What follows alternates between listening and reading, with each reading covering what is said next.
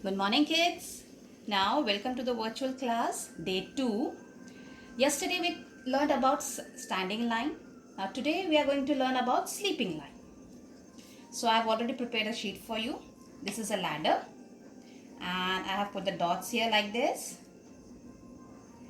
So, what now the kids have to do? They have to trace the dots of sleeping line like this, slowly, slowly, slowly, slowly. And you have to say sleeping line. Sleeping line. Trace it with a pencil or a crayon, whichever you like it. So trace it to the end. Now after tracing it, Mama will give you 2 dots only, one here and one like this, and you have to join the dots with the another color like this, sleeping line.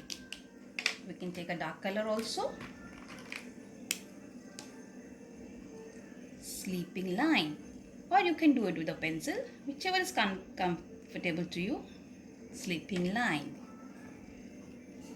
Join the 2 dots from left to right. Sleeping line. This way the child will learn to draw sleeping line and this again, this again. Okay, so sleeping line and standing line concepts are clear.